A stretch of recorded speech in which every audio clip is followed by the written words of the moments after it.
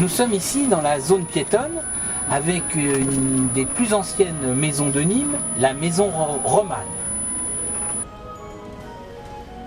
Et puis, bien sûr, nous découvrons la cathédrale construite en 960 après Jésus-Christ.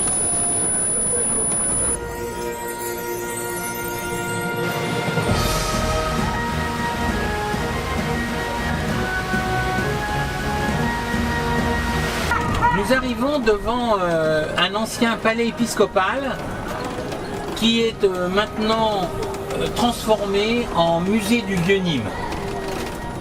Le musée du Vieux-Nîmes raconte l'histoire de Nîmes à partir du XVIIe, XVIIIe siècle principalement. Après les guerres de religion, les protestants sont exclus de la direction de la ville. Ils s'orienteront alors vers le commerce et créeront des manufactures de tissus qui feront travailler toute la région. Le musée vous raconte cette histoire. Le musée vous raconte aussi l'histoire de ce Français parti aux États-Unis pendant la période de ruée vers l'or.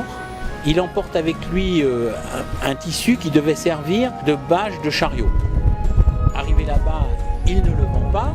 Il décide donc, pour le liquider, de fabriquer des pantalons pour les orpailleurs qui recherchaient des pantalons très solides. Et puis plus tard, ils seront utilisés pour fabriquer des vêtements de travail.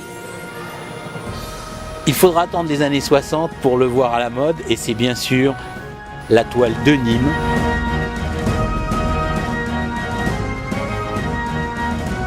Le musée du Vieux-Nîmes va donc vous raconter l'histoire du jean et comment la ville de Nîmes a fabriqué cette toile qui est maintenant connue dans le monde entier.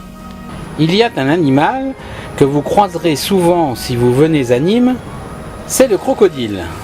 Aussi surprenant que cela paraisse, ce crocodile est partout, à toutes les formes et à toutes les matières. Au fil du temps, ce crocodile est devenu un véritable symbole pour la ville, au point de donner son surnom aux Nîmois, les crocos.